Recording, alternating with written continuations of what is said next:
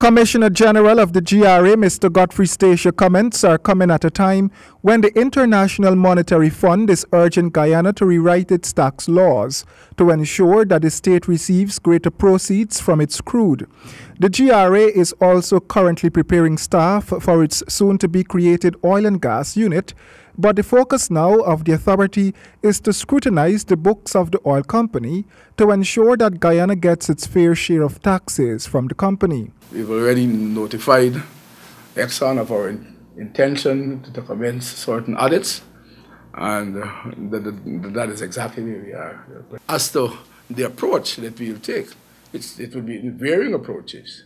It's not a one approach. What I mean is that there's audits that would produce, in some cases, more revenues than if you go on the spot and do observation.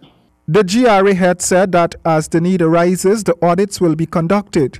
He noted too that the authority has to take steps to maximize its taxes, noting that the audits would be done not only on Exxonmobil but on their contractors as well. The audits would not only be expense audits. The audits would also be revenue audits.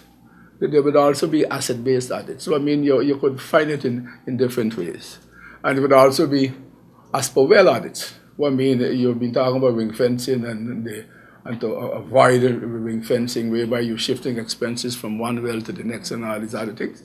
Mr. Stacia explained that it is paramount to build capacity within the entity to collect revenue from the oil and gas sector, since the money expected to flow to the GRA from oil proceeds is by no means chicken feed. When we were looking at oil and when we were looking at what we get from oil, unfortunately, we just look and see what would be the 12.5% or what would be the half share.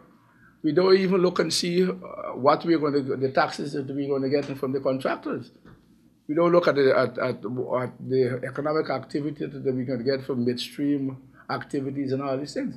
These are some of the things that we need to put our minds to. It's not only the profit share that we need to look at. We need to look at all the other avenues where we are going to get the tax.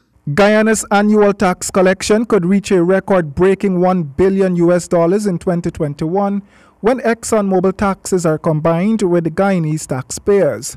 Additionally, the GRA head said that training for GRA staff will begin next week, while noting that by 2021, he expects the oil and gas unit within the GRA to be staffed with approximately 100 persons.